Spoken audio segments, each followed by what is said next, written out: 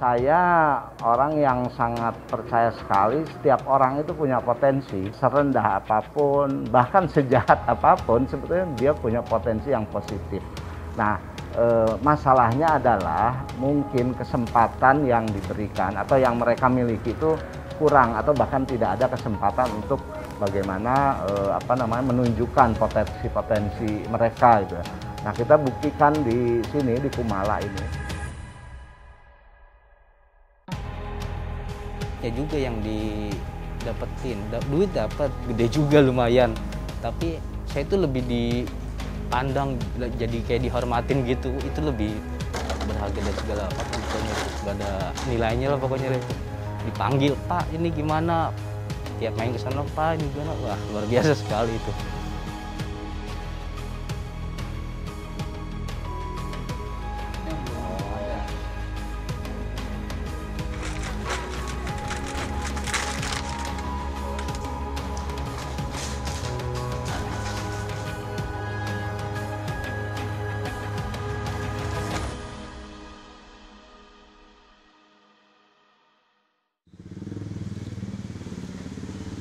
Dulu waktu di jalan itu ya, saya kan ngamen ya dulu ya. Sebenarnya kalau untuk di jalan aja ya, kita buat nyari uang makan gitu, sebenarnya udah cukup gitu, bisa gitu.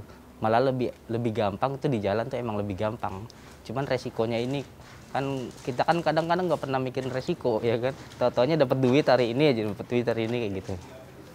Dan dulu juga saya tuh pernah ikut sama anggota-anggota geng yang ranmor gitu.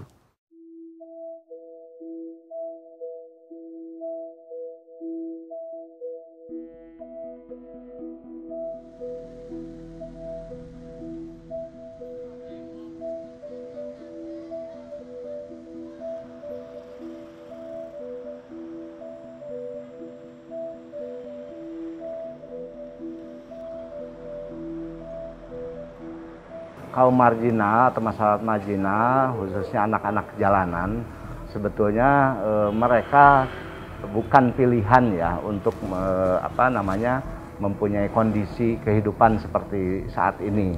Itu mereka lakukan, kenapa harus di jalan? Karena mungkin beberapa faktor ya, terutama mungkin dari sisi ekonomi atau bahkan juga pengaruh lingkungan.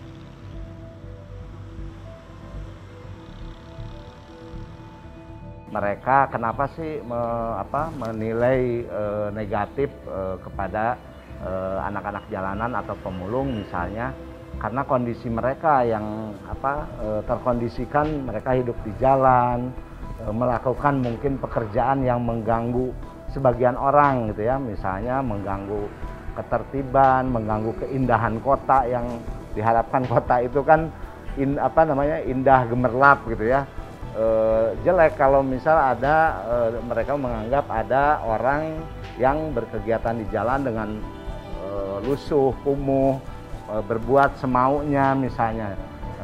Nah itu mungkin yang menjadikan stigma masyarakat yang masih belum dapat menerima mereka. Nah di sisi lain juga ada mungkin beberapa oknum ya dari mereka itu yang mengaku anak jalanan atau pemulung melakukan tindakan kriminal. Tapi saya yakin ini stigma ini lambat laun bisa kita rubah ya dengan upaya-upaya kita bersama. Banyak melakukan coba-coba itu pada akhirnya jadi sesuatu yang bernilai, bahkan menghasilkan uang. Ini tanya Kang Ipul. Nah makanya kalian daripada bobo gitu ya, mending gerak bikin apa gitu, misalnya di kertas, di daur ulang apa, ini banyak loh. Nah caranya gimana Bang, nggak tahu nih bikin apa. Kalau udah mentok lihat aja di YouTube atau di Pinterest itu. Semua teman-teman dari jalanan gitu ya, awalnya mungkin dianggapnya ya biasa, dianggap sepele lah. Tapi ketika kita rangkul, kita ajak ke Kumala, kemudian kita berbuat banyak hal-hal positif ya, termasuk kreasi, kemudian bikin sesuatu, misalnya ini dari sampah atau dari barang bekas, itu ternyata muncul potensi-potensi mereka ya. Nah Nah ini kalau bisa nanti, ini udah dicuci belum? Belum. Kalau bisa nanti kita pilih per warna. Jadi ketika bikin yang begini udah tinggal enak tuh. Oh, diwarnain terus aja ya? Jadi per tiap jenis warna dipisah gitu.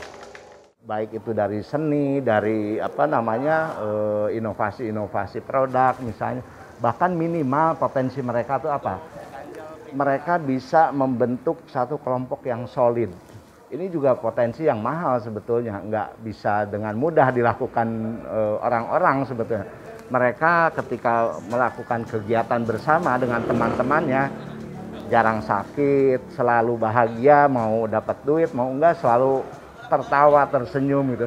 Sehingga tidak ada atau jarang saya melihat mereka tuh mengeluh. Nah ini kan sebetulnya potensi-potensi yang bisa kita kembangkan untuk kemanfaatan mereka. Gitu.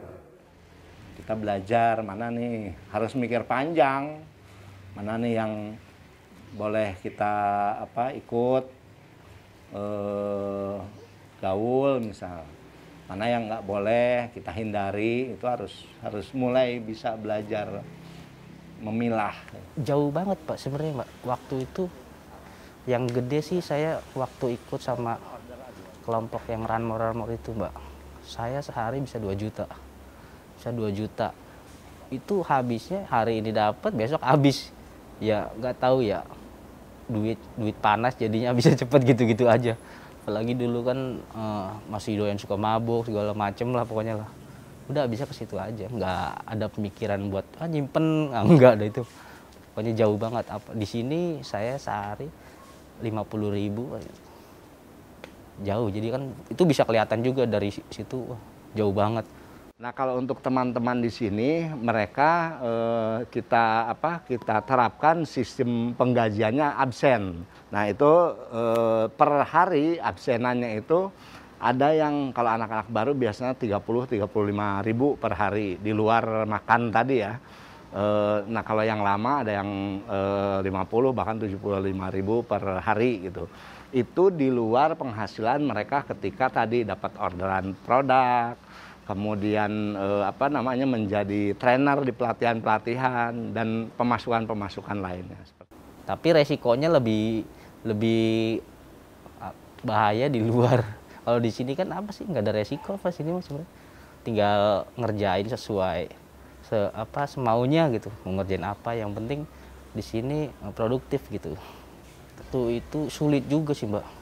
Apalagi dulu tuh kayak begitu ya, masih mikir duit mulu. Pokoknya pokoknya hari ini harus dapat duit, Wah itu ngelawannya susah banget itu.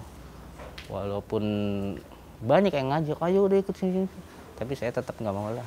Udah mulai mau, udah jalan di sini aja, emang jalannya kali di sini aja. Dan milih tetap di yayasan jadinya.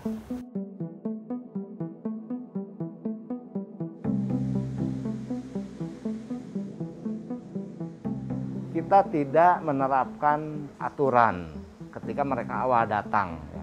Jadi dibikin nyaman dulu lah istilahnya, dibikin nyaman seolah-olah ini tempat tinggal mereka. Resikonya yaitu kadang kesel gitu ya, kadang udah diberesin, berantakan lagi, kadang punya barang baru hilang gitu ya. Tapi itu resiko-resiko awal.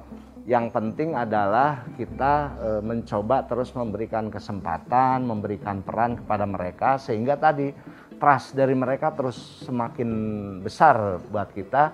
Nah pada akhirnya mereka memilih tinggal di sini. Banyak Bur. Nah gini nih, Yud, yang gini-gini nanti kumpulin ya, disatuin nama yang banyak itu. Akhirnya mereka tidak selamanya di sini. Kita akan sesuaikan dengan kapasitas, kemampuan dan keinginan, kebutuhan mereka. Kalau ada pekerjaan ini juga sudah kita banyak lakukan. Ada lowongan pekerjaan, kita kasih kesempatan dan mereka bekerja pada akhir. Walaupun resikonya bisnis kita agak turun karena timnya yang berkurang, karena yang bekerja di sini, yang buka usaha di luar misalnya. Tapi itu ya proses di Yayasan Kumala seperti itu. Akhirnya saya berpikir, maaf ya, sampah itu kan kotor, negatif. anak jalanan dianggap sampah masyarakat, min negatif. Saya berpikir kalau min kali min bisa harus jadi plus nih. Nah waktu itu kita sempat berpikir itu, kenapa enggak gitu ya. Nah akhirnya ketika kita berproses, walaupun panjang proses, iya ya sampah bisa jadi emas. Anak-anak jalanan ini bisa jadi emas. Nah itu yang makin lama makin saya saya rasakan. Akhirnya kita kembangkan menjadi satu konsep pemberdayaan.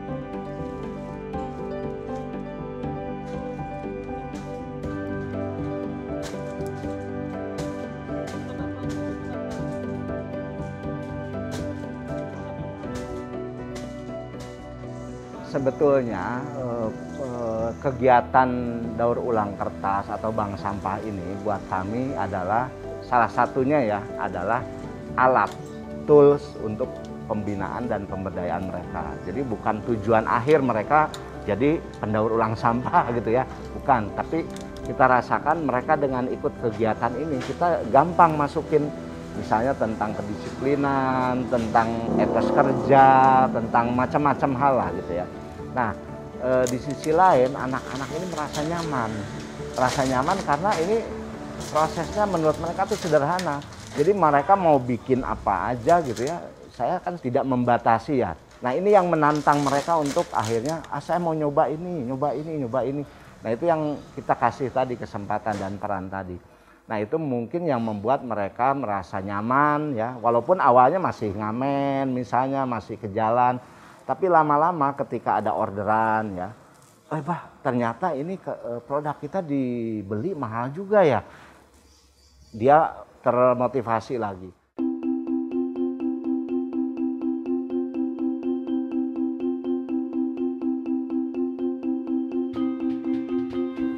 Ya ibu-ibu, hari ini nabungnya cukup bagus, seperti biasa banyak. Tetap semangat dalam menghadapi COVID. Ibu-ibu, ini kan tadi sudah dibagi masker dan hand sanitizer. Ya, jadi walaupun kita berkegiatan, beraktivitas di lingkungan yang kotor, tapi bukan berarti kita kotor. Ya, kita harus selalu bersih, menjaga kebersihan, pola hidup bersih dan sehat. Lalu kita harus menjaga protokol kesehatan, ya betul ya Bu ya. Nah, kita udah ketika dimulai dari awal COVID itu kita ya walaupun kita nggak maksimal bisa membantu teman-teman yang membutuhkan gitu, tapi kita lakukan sebisa mungkin. Pada akhirnya kenal dengan komunitas, beberapa komunitas pemulung. Tadinya ketika kita hanya memberikan bantuan kedaruratan lah, taruhlah sembako, kami melihat potensi-potensi tadi. Pemulung itu kan banyak barang ininya, barang pulungannya, hasil pulungannya. Kenapa nggak diajak aja jadi nasabah kita untuk nabung? Nah ini kita lakukan itu, sosialisasi, diajak ngobrol, Pak nabung yuk. Misalnya nabung sampah.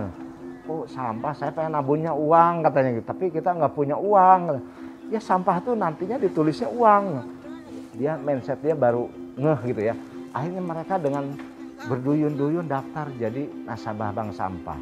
Mereka punya tabungan sekarang.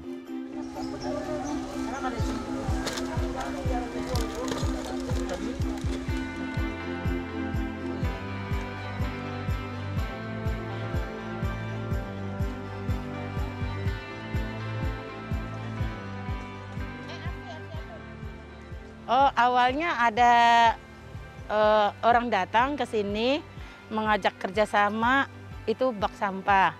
Ya, itu waktu itu saya belum tahu kalau itu ternyata dari Yayasan Kumala. Cuma akhirnya dia bilang saya ini dari anggota Yayasan Kumala mengajak ibu-ibu semua yang tinggal di sini untuk bergabung menjadi anggota bak sampah untuk melatih keterampilan kita untuk ke depannya supaya kita nggak mengharap dari mulung. Jadi ada penghasilan lain, nanti dari daur ulang atau mau bikin kerajinan tangan gitu. Mereka yang dari yayasan yang ngajarin kita untuk motivasi supaya kita berubah. Jangan mengharap dari mulung gitu. Jadi kita diajari ilmu dari yayasan gitu, dari Yayasan Kumala. Sebelum kita ketemu sama yayasan, kita nimbang per orang. Nimbang ya kemana aja nimbang, di mana ada lapak buka yang gede ya kita timbang di situ. Karena kita nggak ada yang menampung kan, nggak ada yang mau beli ibaratnya. Jadi kita terpaksa jual di tempat lain. Nah setelah yayasan datang, Yayasan Kumala, alhamdulillah mereka mau bergabung di yayasan, ditimbanglah di yayasan, kita bentuk yayasan. Ya sama teman-teman ngumpul, jadi ibu-ibu yang di sini sepakat semua bergabung mau, ya udah.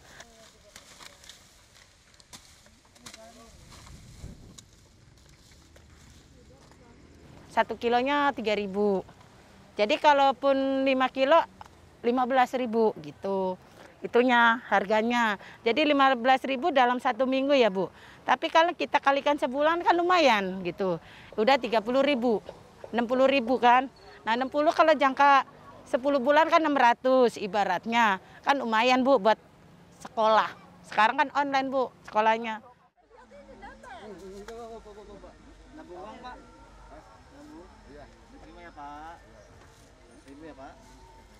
Jadi kalau ada buku tabungannya mereka lihat, oh ya, oh tabungan saya ternyata dari hasil kita ikut menabung bank sampah ada manfaatnya ya.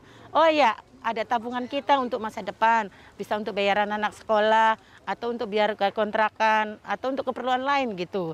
Jadi ibaratnya kita nabung bak sampah, tapi ada artinya, ada nominalnya, uang bisa untuk dipergunakan untuk masa depan gitu.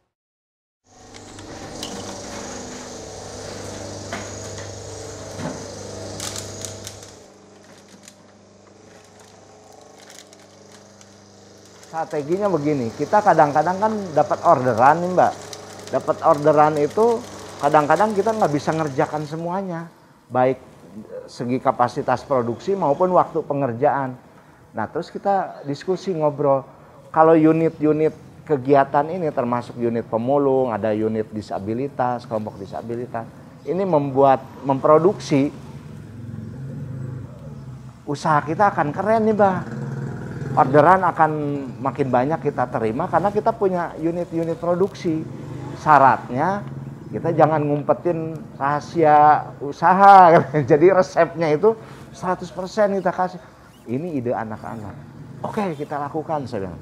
Jadi setiap pelatihan kita 100%. Bahkan misalnya gimana caranya misal kayak tadi kelompok pemulung itu bisa memproduksi sesuai standar pasar kita. Gitu. Nah bahkan kita langsung ketika mereka selesai pelatihan langsung kita kasih orderan, udah bikin kertas model A, model B, model C misalnya. Nah ketika mereka berproses itu ya tadi praktek produksi itu pasarnya sudah ada dan kita merasa terbantu juga kan, usaha peluang-peluang nggak ada yang kita tolak akhirnya gitu. Pak Tasir.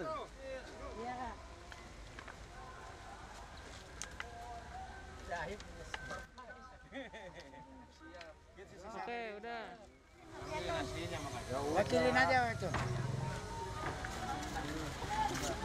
Ketika mereka jadi objek, kita kan hanya ngasih bantuan, seolah-olah mereka nggak berdaya gitu ya. Dikasih bantuan, seolah-olah selesai dengan sembako, dengan modal usaha gitu ya. Seolah selesai dengan hitungan angka-angka seperti itu. Nah padahal dari sisi lain mereka yang saya bilang tadi punya potensi yang luar biasa. Kenapa enggak kita manusiakan tuh dalam arti mereka kita angkat. Mereka tuh harusnya bisa apa yang saya lakukan. Dan saya praktekkan. Pertama dikasih peran, dikasih kepercayaan. Kepercayaan pun jangan setengah-setengah. Walaupun awalnya kadang-kadang kita rugi. Taunya misalnya dia entah uangnya dibawa lari, entah apa. Tapi itu terus harus kita kasih kepercayaan itu, peran itu. Nah, lama-lama karena mereka merasa dikasih kepercayaan, dikasih peran, diperhatikan, mereka lama-lama berubah. ada tanggung jawab yang terbangun pada akhirnya dan mereka bisa melakukan itu.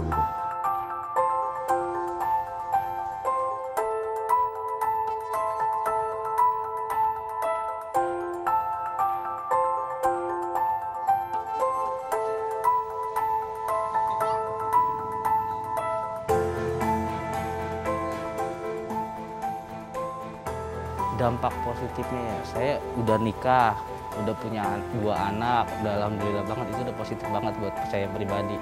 Saya dinikahin sama abah.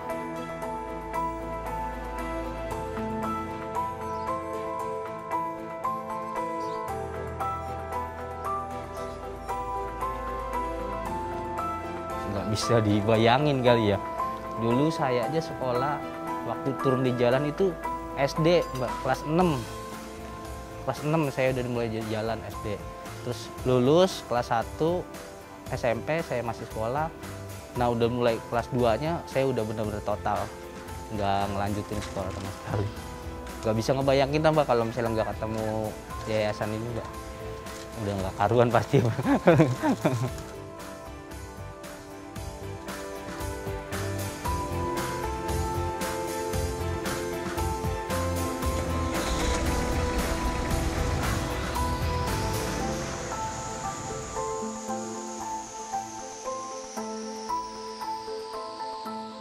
Anak-anak saya atau alumni-alumni dari Kumala ya, yang dimanapun kalian berada, bekerja atau usaha gitu sekarang, ingat kesepakatan kita dulu ya, bahwa kita harus menjadi manfaat buat lingkungan sekitar, dimanapun ya, di tempat kerja, di keluarga, di lingkungan masyarakat, kita harus jadi manfaat. Jangan kita menjadikan atau memanfaatkan orang gitu ya, tapi kita harus memberikan manfaat kepada orang lain seperti itu.